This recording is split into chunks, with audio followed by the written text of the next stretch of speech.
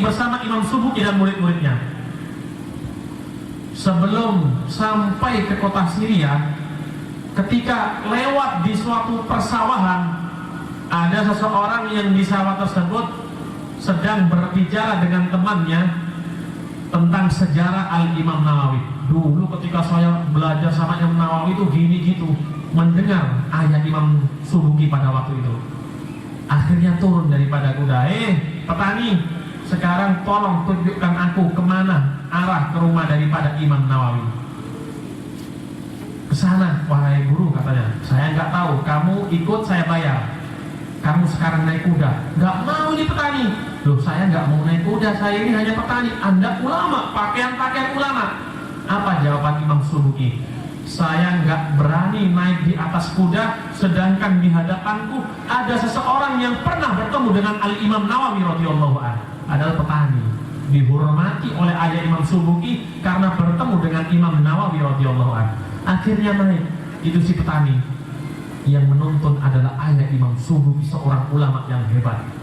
Sampai di daerah Nawa, di desanya Al-Imam Nawawi radhiyallahu anhu, ternyata mendapatkan kabar Al-Imam Nawawi meninggal dunia. Nangis ini ayah Imam Subuki.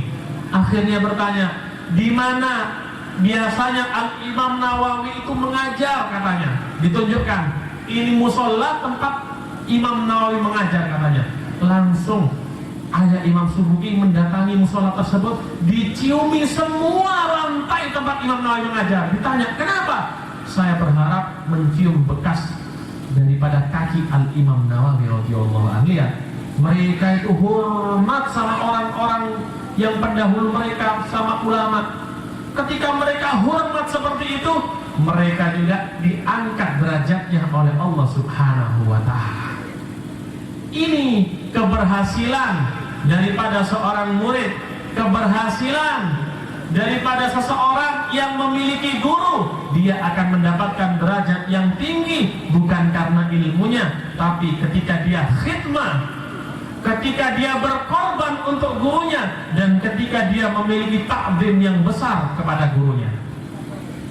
Hadirin yang dihormati oleh Allah Subhanahu wa ta'ala dan dimuliakan,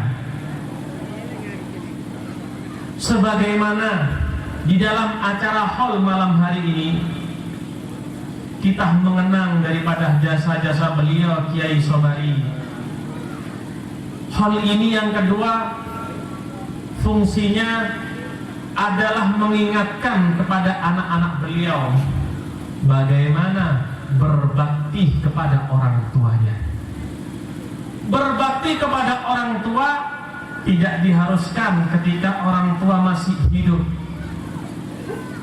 Ketika orang tua meninggal pun, kita ini dituntut oleh baginda Nabi besar Muhammad SAW untuk terus berbakti kepada kedua orang tua kita. Sebagaimana ketika kita masih hidup sering mendekat kepada orang tua kita, ketika mereka meninggal pun kita juga jangan menjauh. Yang sering kita datangi daripada makam mereka, kita kirim mereka Fatihah, kita kirim mereka bacaan-bacaan Yasin. Sebenarnya kalau guru kita, para ulama meninggal, gak perlu bacaan-bacaan itu dari kita. Kenapa? Amal mereka sudah banyak. Kenapa? Ilmunya mereka telah tersebar kepada murid-muridnya. Setiap muridnya menyebarkan dan mengajarkan ilmunya, mereka mendapatkan bagian daripada pahala-pahala tersebut. Akan tetapi ini merupakan perintah daripada baginda Nabi besar Muhammad sallallahu alaihi wasallam. Diceritakan oleh Al-Habib Ali bin Muhammad Al-Habsyi bagaimana berbaktinya seorang pemuda kepada ibunya yang sudah tua. Seorang pemuda memiliki ibu yang sudah tua. Pada saat itu malam sangat dingin. Ibunya berkata kepada anaknya, wahai anakku, tolong ibu ambilkan air, wahai anakku. Diambilkan air oleh anaknya.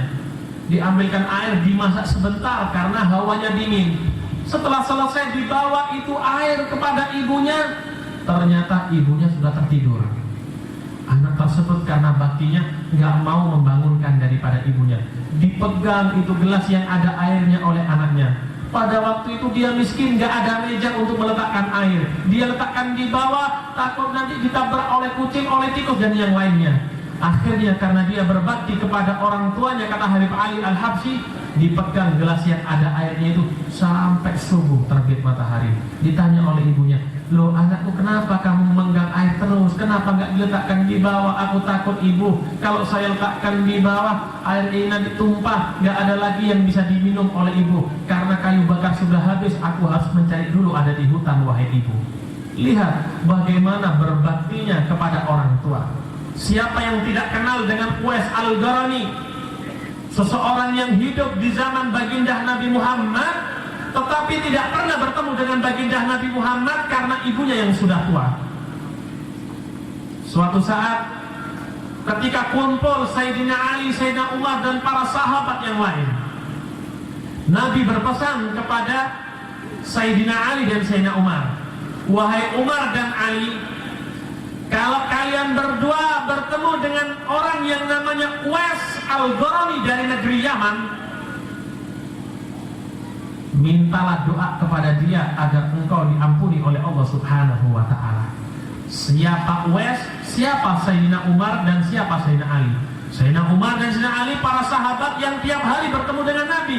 Uwais gak pernah bertemu dengan Nabi, tapi ibunya tua, tiap hari dia berbakti, merawat ibunya, memandikan ibunya, menyuapi makan ibunya.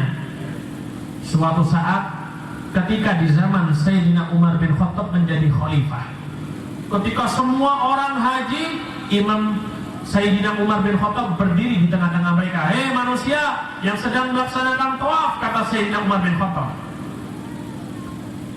"Berhenti semua," kata Sayyidina Umar.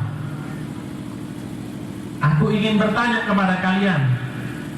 Yang berasal dari negeri Yaman, hendaknya dia berdiri. Yang selain dari negeri Yaman, duduk," kata Sayyidina Umar bin Khattab. "Duduk semuanya, kecuali yang berasal dari negeri Yaman.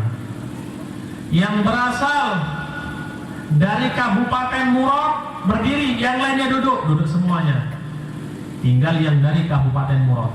Akhirnya kata Sayyidina Umar, yang berasal dari desa Korn berdiri, yang lainnya duduk. Tinggal beberapa orang yang berdiri, ada orang yang tua. Ditanya sama Sayyidina Umar, orang tua, apakah ada di desa kamu yang bernama Uwais Al-Qarani?" Nggak jawab ini orang tua. "Ada apa Sayyidina Umar? Anda bertanya tentang orang gila. Ada nggak?" kata Sayyidina Umar. "Ada. Dia sedang ada di padang Arafah. Dia sekarang ada di padang Arafah sedang menggembala daripada onta dan kambing kami, wahai imam." Pergi Sayyidina Umar dan Sayyidina Ali untuk menemui Uwais Al-Qarani. Uwais Al-Qarani itu dianggap gila oleh kaumnya, nggak disukai oleh kaumnya karena gila. Padahal beliau adalah wali yang tertinggi derajatnya di zaman itu, di zaman beliau tabi'in. Karena ada riwayat Sayyidut Tabi'in Ali Zainal Abidin, pemimpin daripada para tabi'in Imam Ali Zainal Abidin. Ada riwayat yang lain Sayyidut Tabi'in Uwais Al-Qarani. Ketika didatangi oleh Imam Ali dan Sayyidina Umar bin Khattab, Uwais sedang sholat di bawah pohon. Ditunggu. Setelah salam, baru Sayyidina Umar menegur, "Assalamualaikum ya Uwais." Kaget Uwais, "Siapa anda ini?" "Waalaikumsalam. Aku Umar bin Khattab Amirul Mukminin dan ini Ali bin Abi Thalib." "Wahai Amirul Mukminin, wahai menantu Nabi Ali bin Abi Thalib, kenapa anda datang kemari? Gak pantas kalian ini berdua datang kepadaku. Saya yang lebih pantas datang kepada anda berdua. Ada maksud apa gerangan datang kepada saya, wahai imam, wahai Amirul Mukminin? Saya ini gak memiliki apa-apa. Saya ini dianggap gila," kata Uwais Al-Qarani. Sayyidina Umar dan Sayyidina Ali mengatakan, "Aku mendapatkan wasiat dari baginda Nabi Muhammad agar engkau mendoakan kami berdua agar Allah mengampuni dosa kami berdua." Karena perintah dari baginda Nabi Muhammad, didoakan oleh Uwais. Setelah didoakan, Sayyidina Umar berkata, "Wahai Uwais, tunggu di sini. Kamu nggak usah bekerja lagi. Aku akan mencukupi kebutuhan kamu setiap hari, wahai Uwais." "Oh enggak wahai Sayyidina Umar, aku nggak ingin seperti itu. Aku ini ingin bekerja seperti orang yang lain." "Tahu nggak kerjanya dari Uwais?" Uwais itu setiap hari kerjanya membersihkan barang-barang yang ada di sampah, bekas makanannya orang. Setelah dibersihkan, yang bersih dimakan oleh Uwais. Kadang-kadang ketika memakan, itu didatangi oleh anjing, diganggu, dipotongkan oleh Uwais. Ini anjing bagian kamu gak usah ganggu aku lagi, katanya Uwais. Kalau sudah masuk waktu malam, sholat Uwais. Ini waktunya rukuk. Itu rukuk, sholat, gak bangun-bangun sampai azan subuh. Masya Allah, Uwais ini ahli ibadah, tapi nggak mau terkenal. Bukan seperti orang sekarang, ingin terkenal, ingin dihormati orang, ingin dimuliakan orang, tapi sebenarnya dia ini tidak ahli ibadah sama sekali, bukan orang yang soleh. Kalau orang zaman dulu seperti Uwais, nggak ingin terkenal, tapi amal ibadahnya kepada Allah Subhanahu wa Ta'ala sangat tinggi. Jadi jangan tertipu dengan kepopuleran. Belum tentu yang populer, yang terkenal itu orang hebat, tapi kebanyakan yang nggak terkenal itu seperti ini yang hebat. Kenapa? Katanya dikatakan oleh ulama, kam min masyhur bi barakatil mastur. Berapa banyak daripada wali-wali yang terkenal itu ternyata berkat doa atau barokah daripada wali-wali yang nggak terkenal yang tiap hari mendoakan. Uwais ini nggak mau terkenal. Akhirnya Sayyidina Umar, Sayyidina Ali, ini awal kita berjumpa dan ini dan ini akhir daripada perjumpaan juga. Aku nggak ingin bertemu dengan kalian berdua. Jalanku ke sana, aku jalan ke sana, Anda kembali lagi ke Mekah, jalan lagi. Aku mau pulang. Aku mau pergi, nggak mau ketemu Anda lagi. Nggak mau terkenal ini Uwais. Padahal Imam Ali dan Sayyidina Umar baru mengetahui fadilah kehebatan daripada Uwais. Nggak mau terkenal ini Uwais Al-Qarani. Sampai diriwayatkan ada seseorang yang bernama Hiram bin Hayyan. Dia ini mendengar ada Uwais di pasar daripada Baghdad. Dicari ini Uwais. Sembunyi lagi sampai ke Basra. Sembunyi lagi ini Uwais. Akhirnya Hiram bin Hayyan jalan-jalan melewati daripada pinggir sungai Furat. Uwais itu punya tompel, jadi gampang dikenali. Ketika Hiram bin Hayyan lewat di pinggiran sungai Furat, ternyata Uwais sedang wudhu. Akhirnya Hiram bin Hayyan menegur, kamu Uwais Al-Qarani ya, katanya. Padahal belum pernah bertemu. Begitu juga dengan Uwais mengatakan, kamu adalah Hiram bin Hayyan. Kaget ini Hiram bin Hayyan. Kalau saya mengenal kamu wahai Uwais, itu masuk akal karena aku melihat tompel kamu. Tapi dari mana kamu mengenal saya? Dijawab oleh Uwais, arafat nafsi nafsak hina kallamat ruhi ruha. Aku ini mengenal kamu wahai Hiram bin Hayyan. Dulu rohku ini pernah berbicara dengan rohmu. Oleh karenanya sekarang aku mengenal kamu, kata Uwais. Sekarang kamu pulang, orang tua meninggal. Kaget ini Hiram bin Hayyan. Dari mana kamu tahu ayahku meninggal sekarang? Aku baru mendapatkan kabar dari Allah Subhanahu wa Ta'ala. Ulang beneran ayahnya meninggal.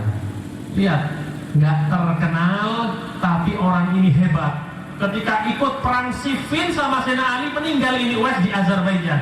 Ketika dikubur, baru dikubur oleh pasukan-pasukan, ditinggal sebentar, kuburannya sudah hilang seperti tanah biasa. Sebagaimana hidupnya nggak terkenal ini Uwais, ketika matinya Uwais juga nggak ingin terkenal. Inilah orang-orang yang berbakti kepada orang tuanya, orang-orang yang berbakti kepada guru-gurunya. Jangan khawatir, derajat orang-orang yang berbakti kepada guru dan orang tua pasti akan diangkat derajatnya oleh Allah Subhanahu wa Ta'ala. Orang tua kita itu ada 3, kata Nabi Muhammad. Pertama, yang melahirkan kamu, yaitu orang tuamu sendiri. Yang kedua, yang menikahkan kamu dengan anaknya, mertua. Yang ketiga ini yang paling afdol, kata baginda Nabi, yaitu mereka yang mengajarkan kamu ilmu agama, mengenalkan kalian kepada Allah, mengenalkan kalian kepada baginda Nabi besar Muhammad Sallallahu Alaihi Wasallam. Dalam cerita yang sangat terkenal, siapa yang tidak kenal dengan sahabat yang bernama Alqamah? Alqamah seorang sahabat yang ahli ibadah. Dimanapun Nabi berada, Alqamah selalu di belakang baginda Nabi Muhammad Sallallahu Alaihi Wasallam. Suatu saat Nabi ketika sholat salam nggak melihat Alqamah beberapa hari. Nabi bertanya kepada para sahabat, mana ini yang namanya Alqamah? Sudah seminggu aku nggak melihat, kata baginda Nabi Muhammad Sallallahu Alaihi Wasallam. Sahabat